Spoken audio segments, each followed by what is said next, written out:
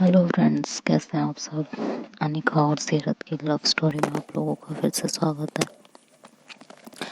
पिछले एपिसोड में आपने सुना कि सीरत उनके साथ फ्लर्ट करती है अनिका के साथ और ये पूछती हैं कि अब बताओ। लेट्स से अब सीरत क्या करेंगी। खैर, अनिका वहाँ से चली जाती है और सीरत वहाँ खड़ी रहती है और कहती है, यार कैसे समझाऊं मैं इसको कि जुदा होने से मोहब्बत नहीं मरती है। कोई किसी से दूर हो जाता है तो इसका मतलब ये थोड़ी ना है कि दिल से मोहब्बत मिट गई। लेकिन इसको तो कुछ सुनना ही नहीं है। अपनी धुन में रहना है, अपने गुस्से में रहना है, अपनी रोटेशन में रहना है। खैर, गलती इसकी भी नहीं है। प्यार जो इतना करती है मुझसे, अब जब प्यार इतना है तो मोहब्बत तो कितनी ही होगी, गुस्सा भी कितना ही होगा, नाराजगी भी हद से ज्यादा होगी। कोई बात नहीं,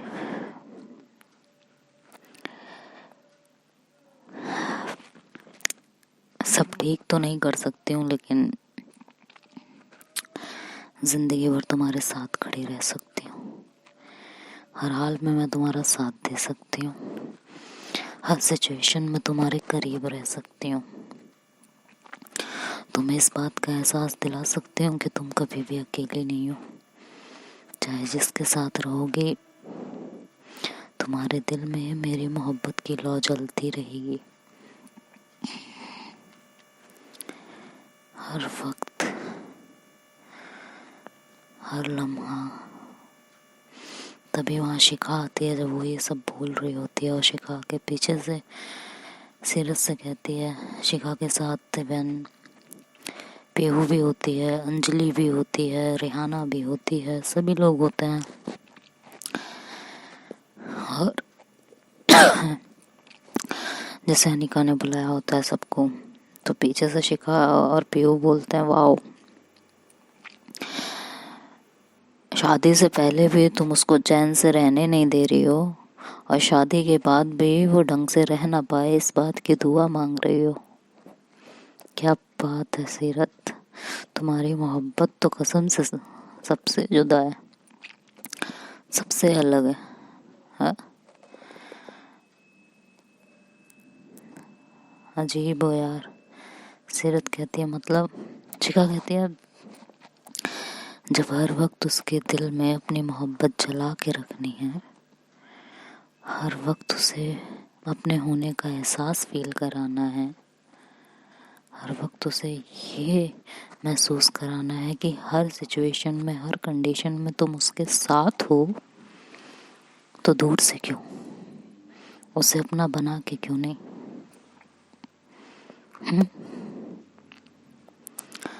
उसे अपना बना के क्यों नहीं, उसे ये दर्द दे के क्यों। तुमने कभी अनिका की आंखों में देखा है? वो तुम्हारे होने की तड़प उसमें आज भी है। तभी अनिका वहाँ आती है और कहती है, अरे शिखा, कहाँ टाइम वेस्ट कर रही हो, इन्हें कहाँ समझ में आएगा कि मेरा जिस्म आज भी सिर्फ इनके हाथों की छून मांगता है, इनके हाथों की छून की ख्वाहिश करता है। मेरे लव आज भी इनके लबों को छूना चाहते हैं। मेरी रूह आज भी चाहती है कि उस पे सिर्फ इनका हक हो। ये कहाँ समझेंगे इस बात को, इनके तो सीने की आग ही मिट चुकी है, बुझ चुकी है। क्यों सीरत, जो मोहब्बत की आग इनके दिल में मेरे लिए जलती थी, वो तो चिंगारी भी नहीं रही, राख बन चुकी है, राख। और उसी राख में उन्होंने मेरी मोहब्बत मिला के मुझे खाक में मिला दिया, खाक में। आज के बाद कोई किसी से इतनी मोहब्बत नहीं करेगा, कभी भी नहीं करेगा। खैर, रात हो चुकी है, तुम लोगों को मैंने बुलाया है मेरी हेल्प करने के लिए, और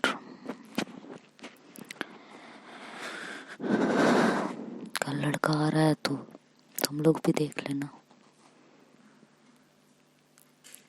कि जैसे मेरा दिल नहीं चाहता वो पार्टनर मेरा कैसा होगा।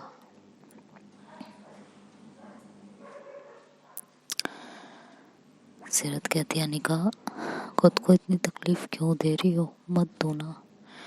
अनिका पलटती है और सीरत से कहती, एक्सक्यूज मी, मैं तकलीफ दे रही हूँ? मैं? शायद तुम्हारा दिमाग काम नहीं कर रहा है, दिमाग पे चोट लग गई है, इलाज करूँ मैं तुम्हारा? हाँ, मैं खुद को तकलीफ नहीं दे रही हूँ, तुम मुझे तकलीफ दे रही हो।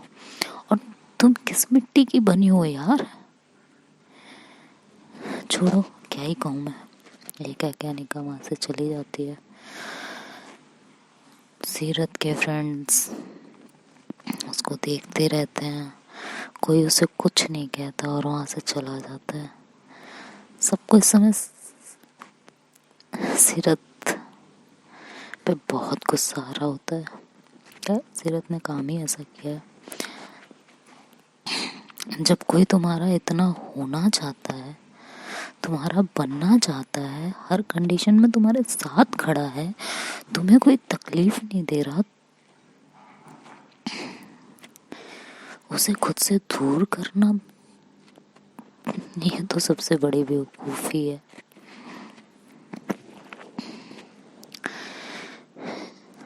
अनिका तो ऐसा कुछ कर भी नहीं रही है सीरत तुम्हारे साथ,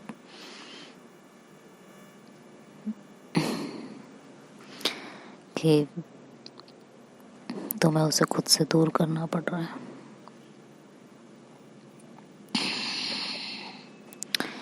डोंट नो क्या होगा क्या नहीं होगा। खैर, वो रात अनिका के लिए बहुत लंबी रात हो जाती है। अगले दिन उसे किसी ऐसे इंसान से मिलना होता है जिसे वो मिलना ही नहीं चाहती है, देखना ही नहीं चाहती, समझना ही नहीं चाहती है, जिसे अपनी ज़िंदगी में लाना ही नहीं चाहती है। इसी कश्मकश में उसकी पूरी रात गुजरने लगती है, उसकी रूह तड़पने लगती है, उसका मन करता है सारी बेड़ियां तोड़ के, सारे रस्म रिवाजे सबको आग लगा के वो सीरत के पास भाग जाए, उसके सीने से लग जाए और उसको बताए कि ये सब गलत है। लेकिन अनिका दूसरे ही पल कहती है, क्या फ़ायदा है यार, कितनी बार तो कोशिश कर चुकी हूँ, लेकिन जिस इंसान ने अपने दिल में यही बांध रखा हो कि नहीं, पेरेंट्स पेरेंट्स पेरेंट्स, उसका क्या ही करेंगे। उसका क्या ही हो सकता है, कुछ नहीं हो सकता, कुछ भी नहीं। सीरत इधर अपनी बीती यादों के लम्हों को अपने ज़हन में जिंदा कर रही होती है, एक एक लम्हे को याद कर रही होती है, एक एक लम्हे को अपने मन में दोबारा से जी रही होती है। आंखों से आंसू गिरते हैं, दिल में तड़प, लव सूखे, आंखें डबडबाई हुई सी। कदम बढ़ाना चाहती थी अनिका की तरफ, खुद को उसका बनाना चाहती थी, उसे अपना बनाना चाहती थी, लेकिन अंकल की कही हुई बातें सब उसके दिमाग पे ऐसे असर कर रही थी जैसे दीवार में कोई कील ठोक रहा हो। वो चाह के भी उन बातों को अपने दिमाग से, दिल से नहीं निकाल पा रही थी। ये नहीं समझ पा रही थी कि ये बातें सिर्फ कुछ दिन की हैं, लोग बनाएंगे और भूल जाएंगे। लेकिन शायद वो इस मेंटल स्टेट में ही नहीं थी कि कुछ समझना चाहे। इतना सब कुछ उसके दिल दिमाग में चल रहा था। खैर, दोनों की रातें इसी तरह तड़पते हुए बीत जाती हैं। अगले दिन, अगली सुबह अनिका को एक नई उम्मीद कि शायद सीरत कुछ कर ले, शायद सीरत अपनी मोहब्बत साबित कर दे, मुझे ऐसा कुछ ना करने दे, मुझे अपना बना ले। और इधर सीरत, काश कि अनिका सब कुछ एक्सेप्ट कर ले और कोई ड्रामा ना करे। वो क्यों नहीं समझ रही है इस बात को कि वो किसी की भी हो जाए, वो मेरी ही रहेगी। क्यों नहीं समझ रही? उसे जिस्मानी तौर पे क्यों मेरा होना है? जब मैंने क्या, हम दोनों ने एक दूसरे को अपनी रूह सौंप दी है, तो जिस्म का क्या महत्व है यार? जिस्म जिस्म क्या मायने रखते हैं अब? क्यों नहीं समझना चाह रही इस बात को? दोनों ही अलग अलग तरीके से सोच रहे थे। लेकिन आज शायद सीरत गलत थी। माना कि मोहब्बत जिस्म से नहीं होती, रूहानी होती है। लेकिन किसी मजबूरी में आपका पार्टनर आपसे दूर जा रहा हो, तब ये चीजें समझ में आती हैं। आप खुद बेवजह की मजबूरी को सामने रख के और उसे अपने आप से दूर कर रहे हो, वो भी कैपेबल होते हुए। तुम इतनी कैपेबिलिटी रखती हो सीरत कि तुम दुनिया से लड़के उसे अपना बना सकती हो, और फिर अनिका तुम्हारा बनना चाहती है। उस समय ये जिस्मानी और रूहानी मोहब्बत का एक्सक्यूज देना, ये तो समझ के बाहर है।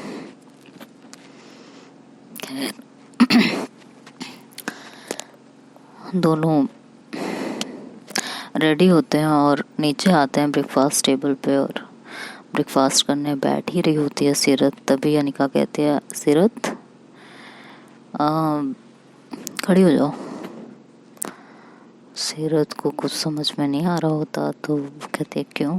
अनिका कहती है, आई थिंक तुम इस टाइम मेरे घर के अंदर हो ना, मेरे घर के छत के नीचे खड़ी हो, तो पहले ब्रेकफास्ट मैं करूँगी, देन तुम। समझ में आया? सो चुपचाप वहाँ खड़ी रहो।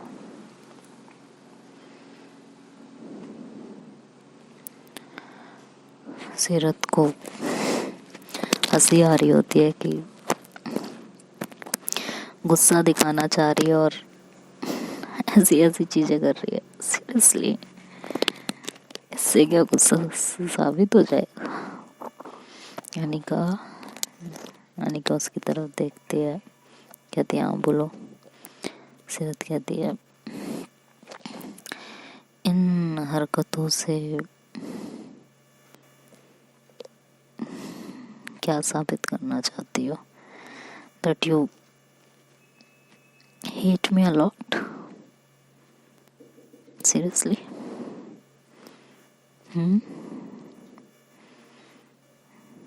बोलो।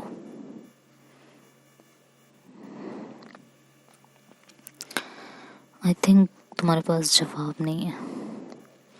अनिका कहती है, जितना मैंने कहा है ना, बस उतना करो।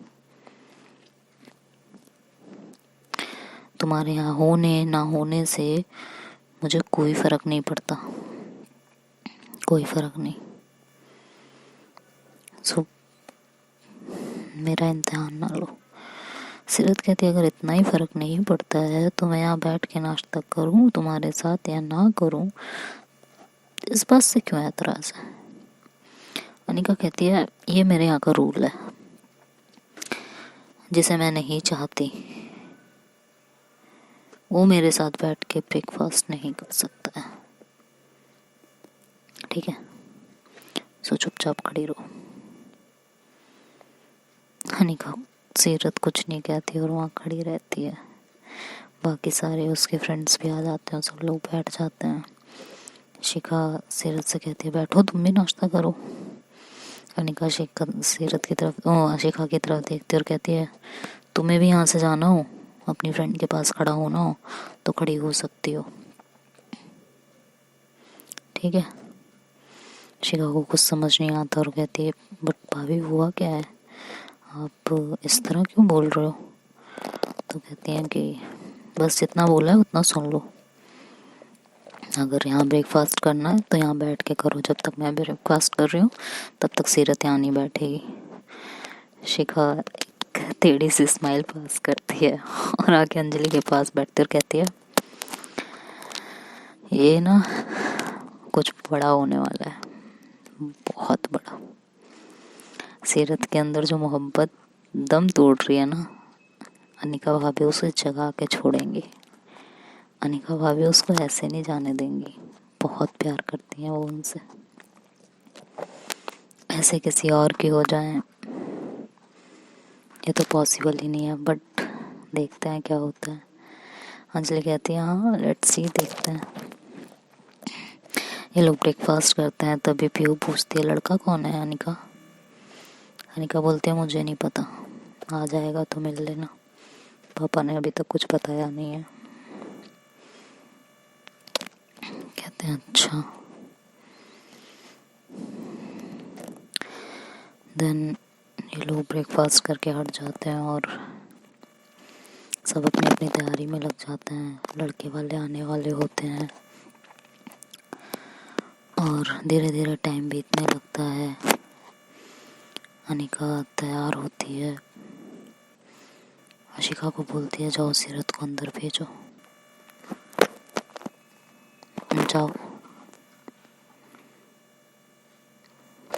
आशिका कहती है लेकिन भाभी, कहती मैंने कितनी बार तुमसे कहा है ना मुझे भाभी मत बुलाया करो, जब मेरा सीरत से रिश्ता ख़त्म तो तुमसे भाभी का कोई रिश्ता नहीं है, मैं किसी और के होने जा रही हूँ। अगर वो तुम्हारा भाई है तो तुम मुझे भाभी बुला सकती हो। शिखा चुप हो जाती है और बाहर आ जाती है और सीरत से कहती है कि अनिका बुला रही है अंदर। सीरत कहती क्यों, कहती मुझे नहीं पता, जो बीज बोए हैं जाके अब उसका स्वाद लो फल का। सीरत कुछ नहीं कहती और चुप हो जाती है और अंदर चली जाती है। जब वो अनिका को देखती है तो देखती रह जाती है। अनिका बेहद खूबसूरत लग रही होती है, बेहद। ऐसा लगता है जैसे साक्षात कोई अप्सरा जमीन पे उतर आई हो। सीरत सिर्फ अनिका को देखती रह जाती है। अनिका धीरे धीरे सीरत के करीब जाती है। सीरत डोर के पास खड़ी होती है तो सीरत को आगे की तरफ खींचती है और डोर क्लोज करती है। सीरत इतनी खो चुकी होती है कि उसे कुछ होश ही नहीं होता कि उसके साथ क्या हो रहा है। अनिका सीरत के दिल पे धीरे से हाथ रखती है और उसकी हार्ट बीट महसूस करने लगती है और एक स्माइल आती है उसके फेस पे। मन में कहती है आज भी मुझे देख के इनका दिल ऐसे ही धड़कता है, फिर भी दूर भागना है। इधर सीरत अनिका की खूबसूरती में इतना खो चुकी होती हैं कि उनके हाथ कब अनिका की कमर पे पहुंच जाते हैं पता ही नहीं चलता। वो धीरे धीरे अनिका को अपने करीब करने लगती हैं। अनिका भी उन्हें बिल्कुल नहीं रोकती।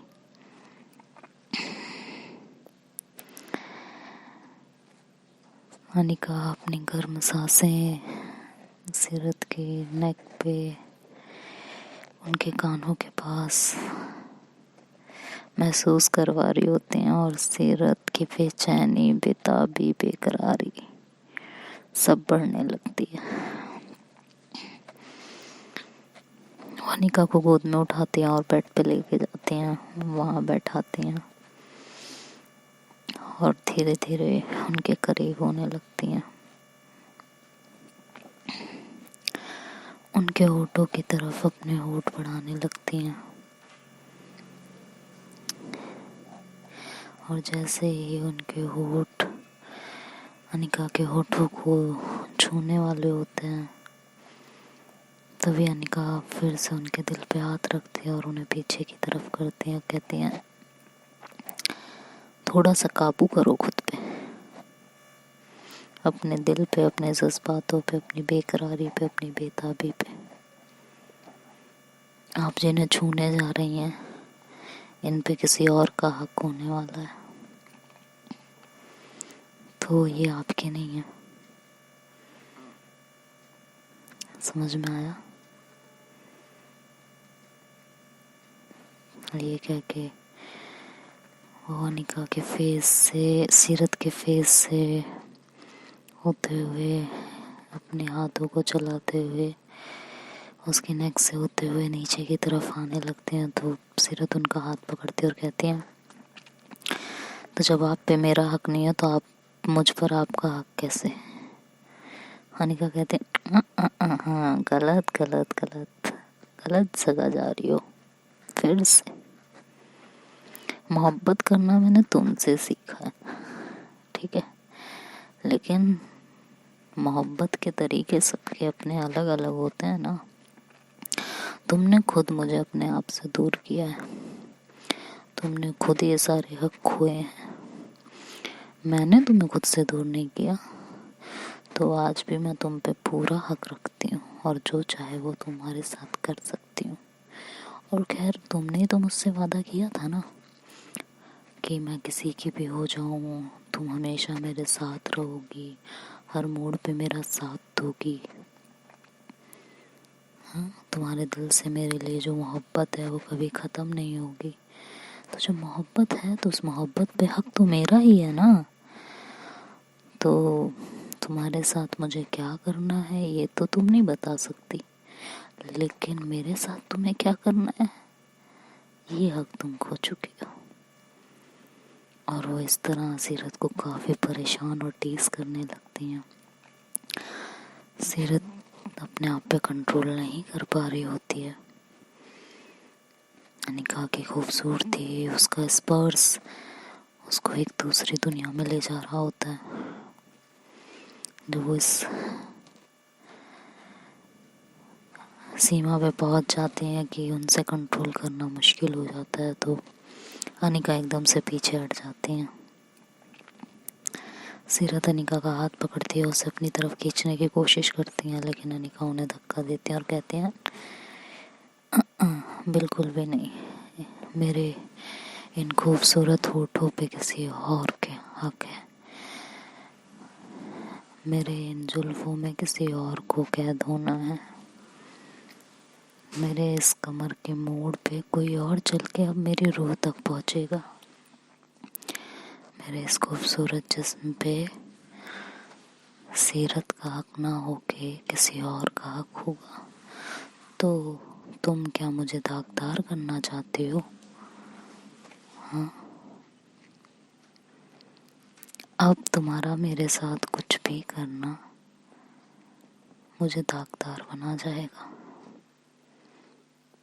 वो मैं नहीं बनना चाहती। तो कंट्रोल योर इमोशंस, और जो होगा वो देखो। सीरत की आंख से एक आंसू टपक जाता है ये सब सुन के, लेकिन वो खुद पे फिर कंट्रोल करती है और कहती है, मोहब्बत करने वाले तुमने भी 1000 देखे होंगे, जो तुम्हारे जिस्म से पिघल जाए ऐसा मेरा दिल नहीं। और ये कह के वो सीरत का हाथ पकड़ती है और कहती है कि चले नीचे। तब तक सॉरी अनिका का हाथ पकड़ती है और कहती है चले नीचे। तब तक वहाँ पीहू आती है और कहती है लड़के वाले आ गए हैं।